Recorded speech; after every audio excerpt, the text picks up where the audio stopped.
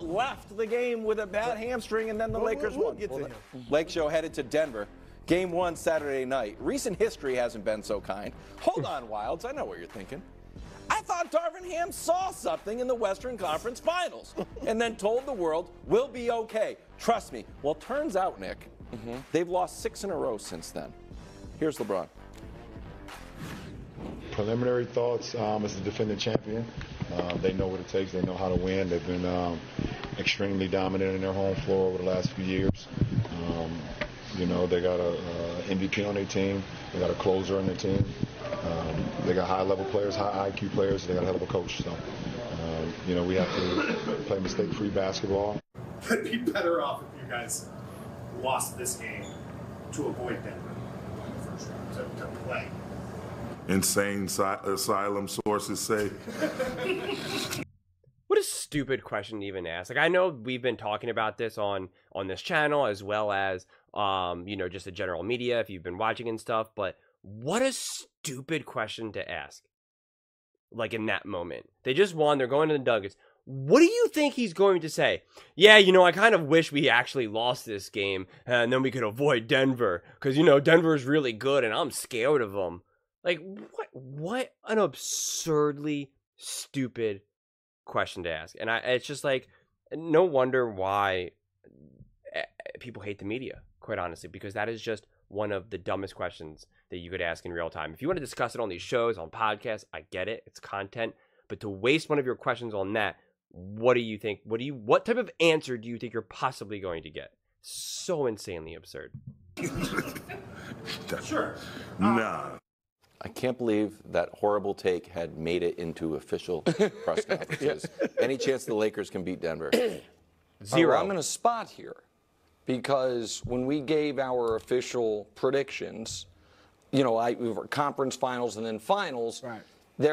We don't know what the bracket's going to be. Right. So I had Denver over Lakers in the conference finals. Now, through no fault of my own, that's an impossibility. So I'm obligated to adjust. Right. So Denver in the first round. Well, so that's what you would think, right? Don't do this. But you've been so good with the Chief stuff. So listen, Wilds, what did you say right at the top of the show?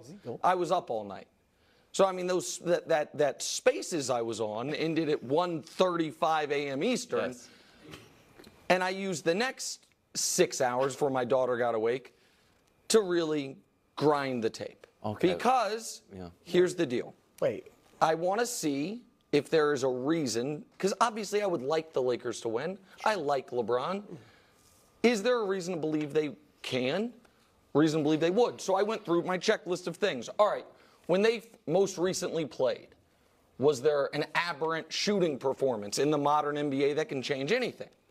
And I text Josh middle of the night. I'm like, hey, how did the Nuggets shoot in that series compared to every other series or everything? The whole series.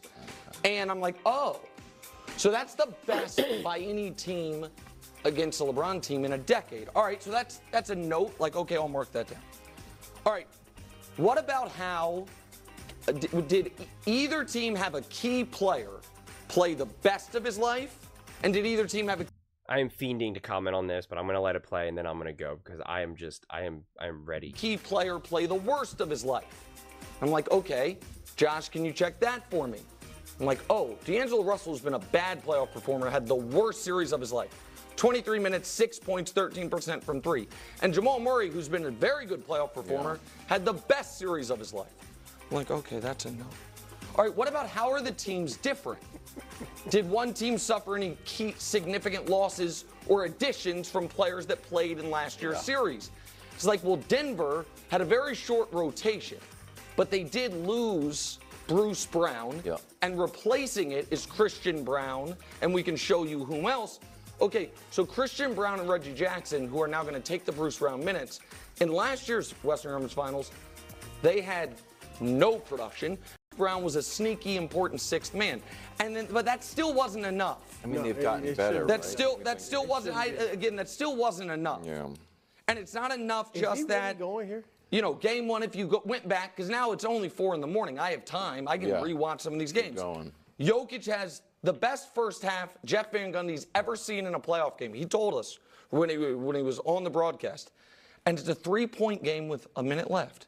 Game 2, Jamal Murray is one of the greatest fourth quarters in the finals ever, 23 points, and it's a 2-point game with a minute left.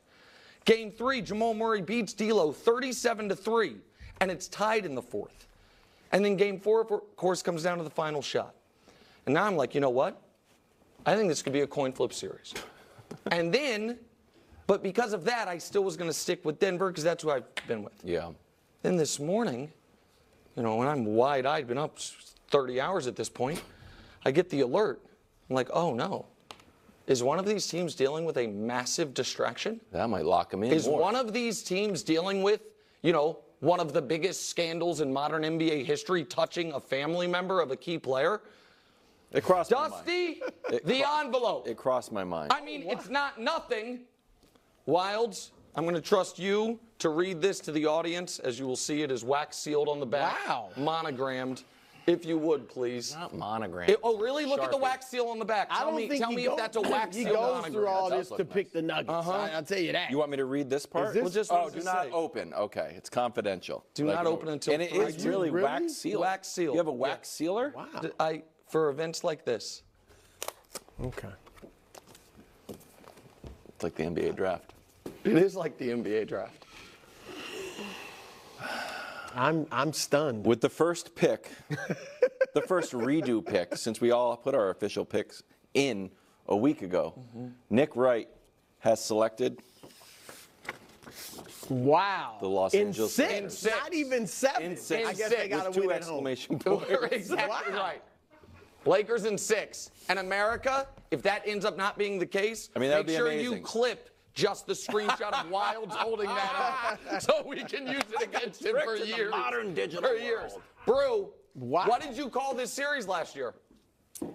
I probably picked the Lakers No, but last year. afterwards, Close what sweep. did you call Oh, the series? I want to hear you say it. Was it? Because I got mocked for saying there Brew, is such a thing is as a there close any sweep. chance? Is there any chance LA beats Denver? Nope.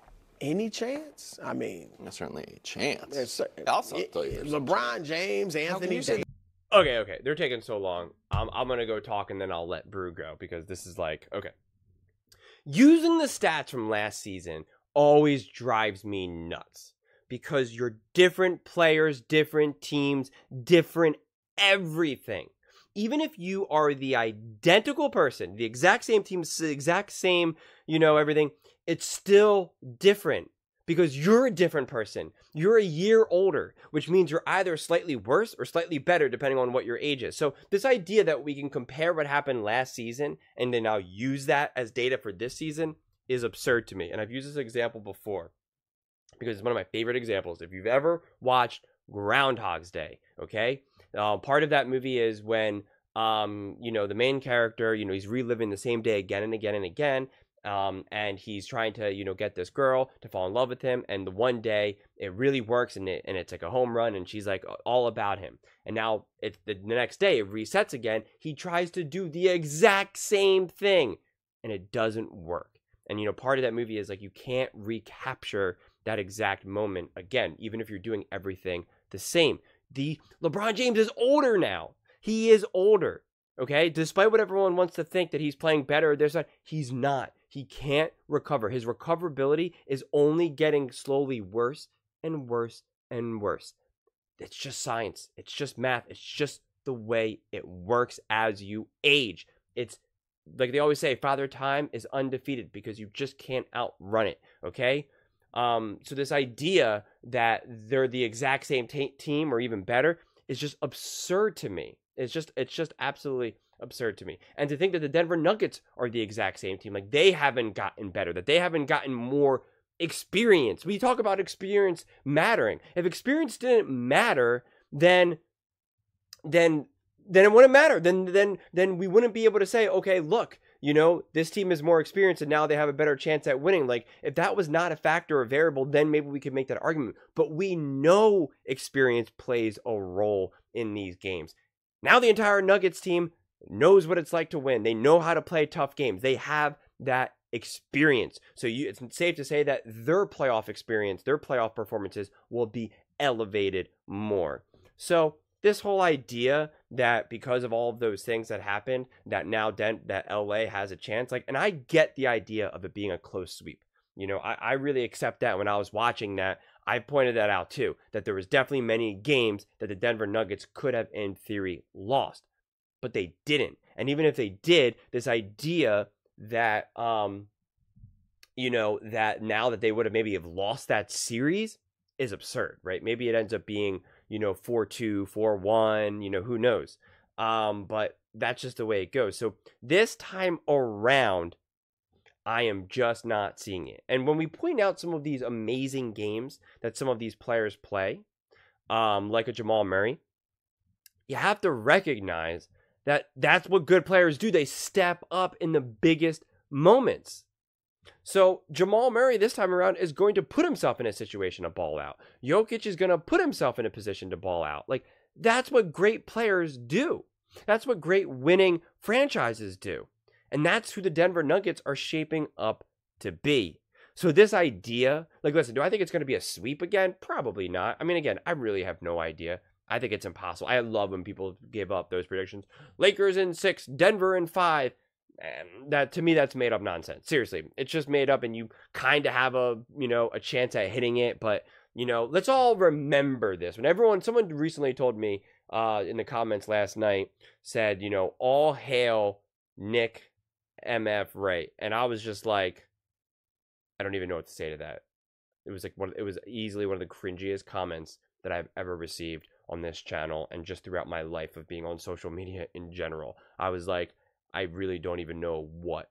I was like, and I'm reading this at like 3 o'clock in the morning, and I'm like, oh my God, I need to just get off this right now, get off this channel. And so let's remember this, okay? That when Denver beats LA, you guys can't come to me with this nonsense of how amazing and how much of a super genius Nick Wright is. Because I've said this again and again and again and again. He's very strategic with his predictions, okay? He is a gambler. He is a bettor. And so he bets and gambles on two different things. One, what is potentially unlikely, but if happens, will look amazing for him. So if it doesn't happen, he can kind of just be like, yeah, you know, I was reaching, what are you going to do? And he can just pass it off and they can move on. But if it hits, it's like a jackpot. It's everyone said the opposite, and I'm the only one that said this can happen. Here I am, let's go. And now that makes him look amazing. And also, he then takes the not the underdogs, but he bets on the LeBron Jameses, the Patrick Mahomes, those players, where those are good value bets, where there's a great chance that that is going to hit, where if you bet on them, right, if you bet on LeBron James to win more often than not, you are going to win out in the long term. So it's a gambling approach. It's an optical illusion in that regard. It's very strategic to kind of pivot him and to position him as, you know, as a god, apparently. So that's what he's doing right here. He's kind of doing both things. He knows everyone is picking Denver. So if he ends up being right, he just gets to say, look how amazing I am. And if he's wrong, it's, well, hey, you know, I'm not going to bet against LeBron. I'm not going to bet against the GOAT, you know, and then you could just, you know, cast it to the side and just move on now, right? And then the next segment is, you know, will Denver win the championship this season? You know, it just, you know, you just keep moving on. And he's betting on LeBron, which again is also a good bet. You're betting on one of the greatest basketball players of all time to try to pull it off one more time. So, you know, it's not the worst take in that regard when you're talking about a TV take, you know, a take that gets publicity and popularity, right? That's why they did this whole thing with the envelope and all of that. But it's not the reality. If you actually want to deep do analysis of it, it just doesn't really make sense. It doesn't hold up to the scrutiny that we know LeBron is, or we know LeBron.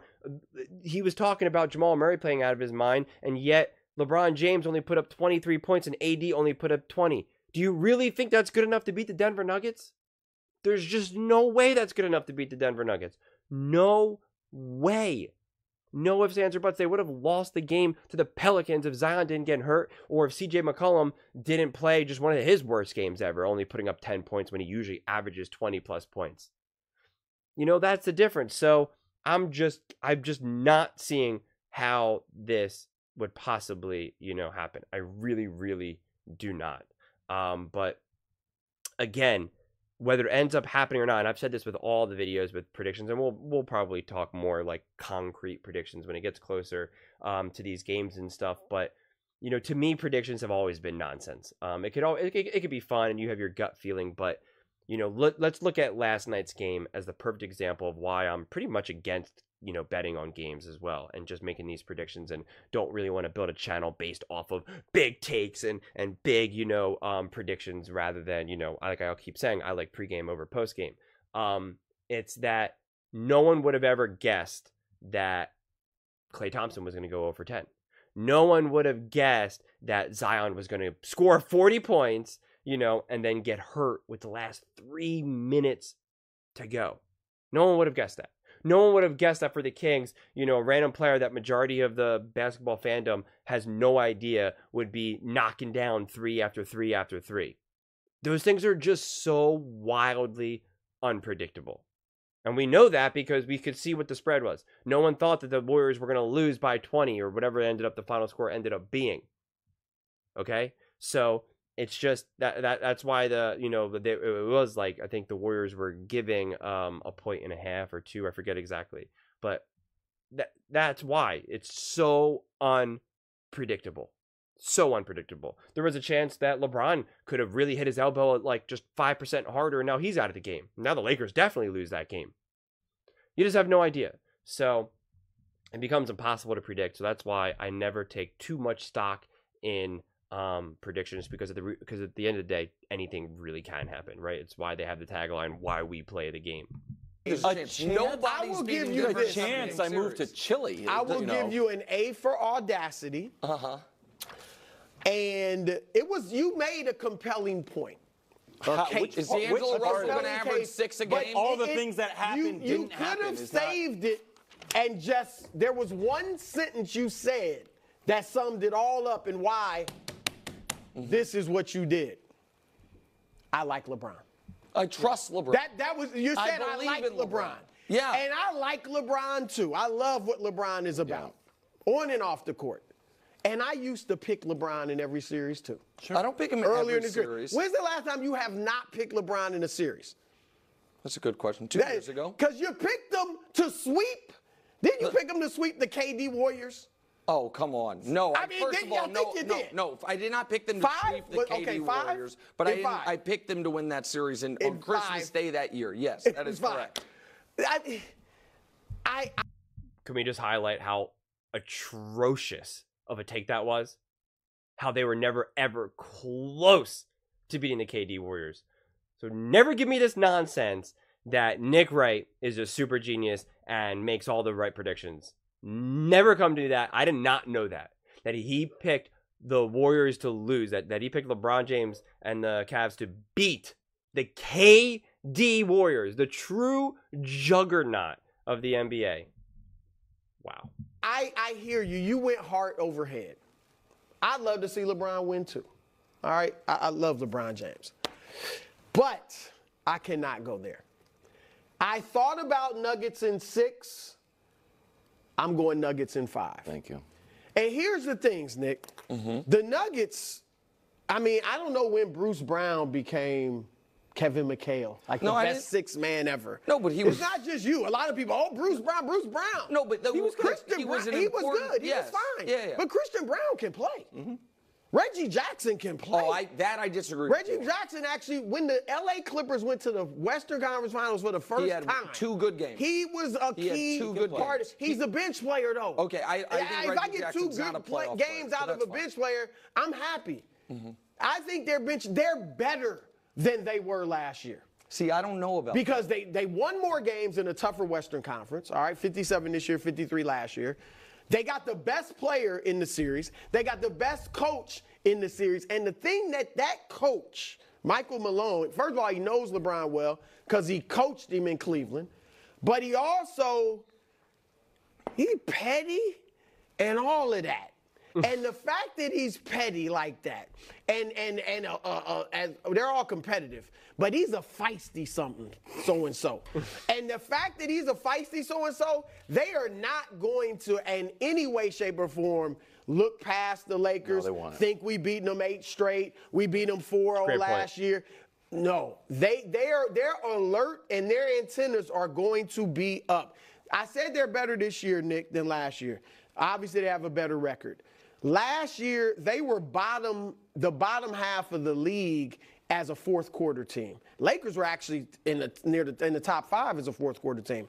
This year, it's reversed. Now the Nuggets were a top 3 fourth quarter team. Jokic was my second, number 2 on my clutch player of the year. They win a lot of games, including that series last year, in the fourth quarters. No doubt. Because he's going to deliver. They're at home. They're one of the best. They're the second best home team in the league. Lakers are the worst road team in the Western Conference as far as record. So there's a lot of reasons to pick the Nuggets, and that's why I'm picking them. I got them in 5. The Lakers could win 4 games, and they have won 4 games against Denver. It's taken 3 years. Out of 15 games they've played against each other, the Lakers have won 4. Who's the last team to beat Jamal and Jokic when they're healthy together? I'm just curious. Who was on it? Who were the best 2 players? What was the team? Was that in the bubble? Yeah. Yeah, they were. That was a long time. Oh, the bubble? Yeah, the bubble. Let's talk about something that happened 4 years ago with completely different players when LeBron and AD were younger and Jokic and on the right side of being younger, where Jokic and Murray were on the wrong side of being younger. Oh my God! I'm glad we ended on that note, because what an absurd way to finalize that take. Yes, let's compare the bubble. Let's compare when LeBron James had months off of rest, and when Jokic and Murray were nowhere near as good as they are now than they were back then. Makes sense. Makes sense. But those are just my thoughts. I would absolutely love to hear yours. Do you think there's any chance LA can beat Denver? Let me know in the comments below. I read every single comment, so whether you agree with me or disagree with me, either way, let's get in some discussions, let's get in some fights, but ultimately, let's just have some fun. And please do consider subscribing. We are building an amazing community here, and I would absolutely love to see you part of it. I want to build something that we all genuinely feel connected to, something that we're really excited to be part of, and I think we're well on our way to doing it. And please don't forget to give this video a thumbs up, as it really does help with the visibility and the algorithm. Thank you so much, and see you next time.